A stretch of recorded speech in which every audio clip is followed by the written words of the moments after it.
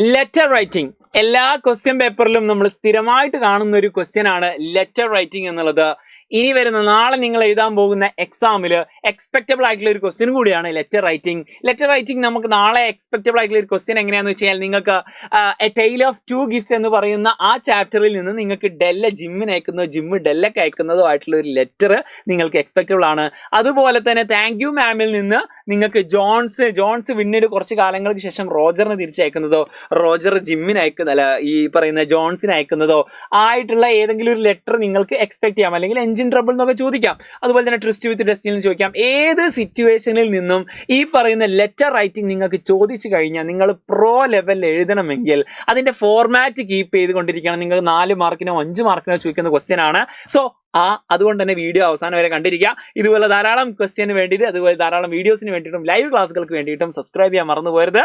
സെറ്റാക്കാം. എന്താണ് അതിൻ്റെ ഒരു ഫോർമാറ്റ്? ഇതാണ് ഇൻഫോർമൽ ലെറ്ററിന്റെ ഫോർമാറ്റ്. ജസ്റ്റ് ഒരു ബോക്സ് വരയ്ക്കുക. എന്നിട്ട് നമ്മൾ എഴുതുന്ന ആളുടെ അഡ്രസ്, ഫോർ എക്സാമ്പിൾ ഇതിപ്പോൾ ഡെല്ല അയക്കുന്ന അഡ്രസ് ആണെങ്കിൽ ഡെല്ലന്റെ പേര് ഇവിടെയാണ് എഴുതേണ്ടത്. ഇവിടെ എഴുതുക ഡെല്ല. അഡ്രസ് എന്താണ്? അഡ്രസ് ഇപ്പോൾ തൽക്കാലം കാലിക്കറ്റ് കൊടുക്കാം. ഓക്കെ, കാലിക്കറ്റ് പേര് വേണ്ട. ഡേറ്റ് കൊടുക്കുന്ന സമയത്ത് 11/3/2026. മൈ ഡിയർ ഫ്രണ്ട് അല്ലെങ്കിൽ മൈ ഡിയർ ഡെല്ല അയക്കുന്ന സമയത്ത് മൈ ഡിയർ ഹസ്ബൻഡ് അല്ലെങ്കിൽ മൈ ഡിയർ ഫ്രണ്ട് ഉണ്ടല്ലോ, മൈ ഡിയർ എന്ന് കൊടുത്താൽ മതി. അല്ലെങ്കിൽ ഹസ്ബൻഡ്. ഓക്കെ, എൻ്റെ ഹസ്ബൻഡ്. എന്താണ് പറയാനുള്ളത്? അത് ക്വസ്റ്റ്യൻ പേപ്പർ ഉണ്ടാവും. ആ ക്വസ്റ്റ്യൻ പേപ്പർ ഉണ്ടാവും ഏത് സിറ്റുവേഷൻ ആണ്, എങ്ങനെയാണ് പറയേണ്ടത്. ഓൾറെഡി തന്ന ആ ഒരു ഈ പറയുന്ന സമ്മാനം തന്നതിന്, ഗിഫ്റ്റ് തന്നതിന് താങ്ക്സ് പറഞ്ഞുകൊണ്ടുള്ളതൊക്കെ ആയിരിക്കാം മേ ബി. ഓക്കെ, അങ്ങനെ ഏതെങ്കിലും സിറ്റുവേഷൻ ആണെങ്കിൽ താങ്ക്സ് പറഞ്ഞുകൊണ്ട് ആ സിറ്റുവേഷൻ നമുക്ക് മനസ്സിലാക്കണം. ചാപ്റ്റർ നന്നായിട്ട് പഠിച്ചിരിക്കണം. കഴിഞ്ഞ ദിവസം നമ്മൾ ചാപ്റ്റർ അടിപൊളിയായിട്ട് പഠിച്ചിട്ടുണ്ടായിരുന്നു. ഇപ്പോൾ ഇതുപോലത്തെ ലെറ്റർ റൈറ്റിങ്ങിനൊക്കെ ക്വസ്റ്റ്യൻ വന്നു കഴിഞ്ഞാൽ അത് ആൻസർ ചെയ്തും കൂടി പഠിക്കേണ്ടേ.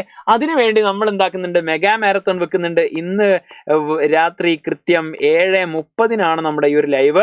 സോ വൈകുന്നേരം 7:30 എല്ലാവരും ഉണ്ടായിരിക്കാം. നമുക്ക് സെറ്റാക്കിയിട്ട് പവറാക്കിയിട്ട് ഇതിൻ്റെ ഗ്രാമർ ടോപ്പിക്സ് ഒക്കെ നമുക്ക് സെറ്റാക്കാനുണ്ട്. അതുപോലെ തന്നെ മോർണിംഗ് ബൂസ്റ്റർ 6 മണിക്ക് മോർണിംഗ് ബൂസ്റ്റർ ഉണ്ടായിരിക്കും.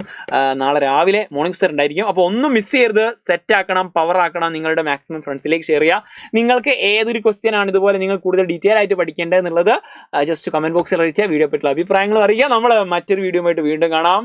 സബ്സ്ക്രൈബ് ചെയ്യാൻ മറക്കണ്ട. Let's see another video. By.